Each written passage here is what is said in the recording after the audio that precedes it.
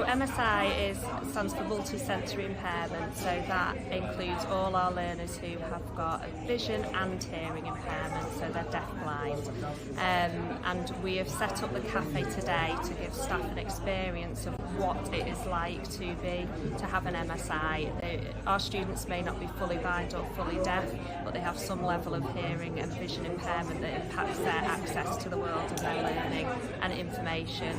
So the MSI Cafe, we've set it up in a way that we have a bad side and a good side, and our staff have got ear defenders and face masks on over their eyes, and we have a bad experience, and we're over-exaggerating things that potentially could happen in school. Staff getting distracted, talking while they're supporting students, rushing through things that take a lot of time to do, and we're over-demonstrating how that causes distress.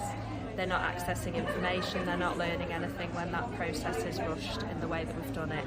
So on the good side, we're showing good practice, so the communication partners or interveners are taking them to the different food stations, and there are taster pots, so getting people to use their sense of smell to make choices, then the sense of taste, and then making a choice of what they want, and then giving them what they've chosen. So there are different communication systems that have been put in place. So as I said first, we have the taster pots, we've also got the switches, but what's interesting is having the switches is in a busy environment, how difficult it is to hear the choice on the switch.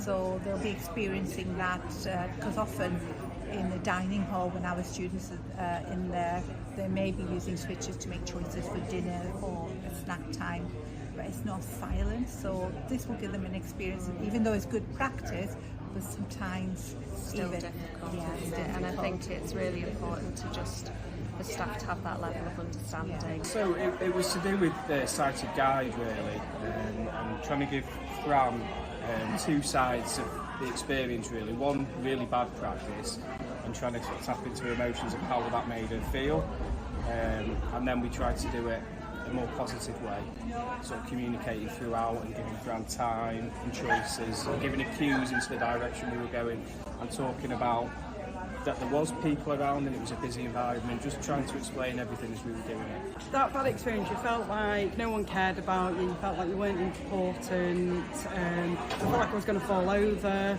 and I didn't have any support, holding me around the room. I thought, oh gosh, am I going to bump into anything at any moment, so it was a bit scary really.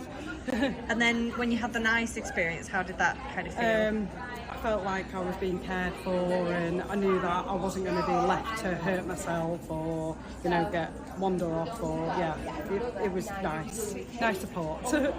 Yeah, it was quite jarring the first time, and I really noticed how fast I was going and how little control I felt I had. And then the second part was a lot better. It was felt a lot safer, and it was a lot more explained about what was happening.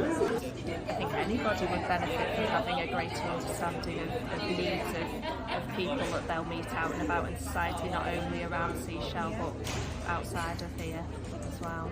Just giving you a sort of wider understanding of what our students are experiencing on a daily basis. I'm an intervener, but actually going back and doing it again, each time you do it you get a different feel for it. So it's actually really good to just kind of refresh your kind of perception, because you think you know what it feels like, but you don't really know. Oh, that was good, that.